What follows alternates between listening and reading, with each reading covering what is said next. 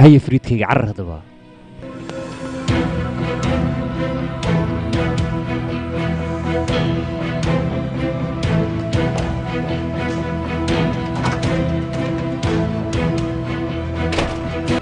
quruxay waxa fudud ha dooran way adiga waxa ku fudud inaad baxsato adiguna ma adii harsanay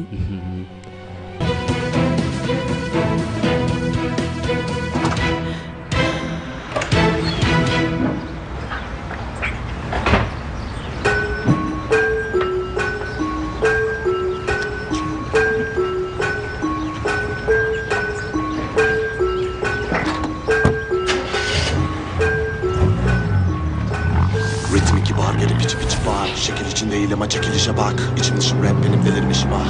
Mike'daki tan geldi şifan. Konu kopuk ama benim kafa gene dolu. Koru topunu alt dileme kapa telefonu. Bana kafa tutan adam mori tabi telef olur. Geri geldim yapın dedikodu bu. Sen kurtmanaz bir can kurtaran. Bırakmadım o boğazı kan kusmadan. Git tam putlara bana av kurmadan. Tam beat üzerinde de tam tur atar bu parkur tamam. Seni barbut yapardı. Oynarım bir güzel yavrum. Kapan bu tayfun kaparmak savrulma kal. Boş yeni projeler yeni bir komik olur bir de baritonu kadın panik olur ne bir topu bulama diyorum eti budu ne kedime badı bu da benim sana pataküte giren bir rhyme yapıyorum farkım bu arkamdan koş bugün alttan almak yok anlatacak çok şey var ard arda koy arkamdan koş bugün alttan almak yok anlatacak çok şey var ard arda koy bu benim olayım.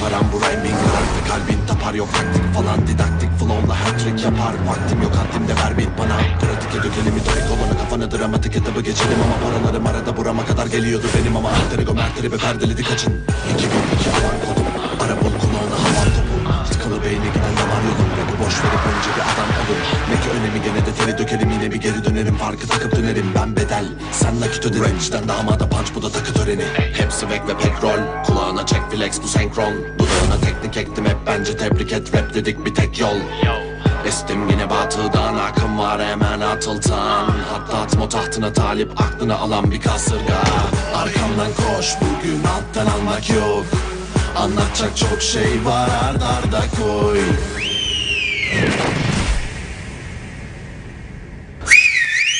bu benim olayım.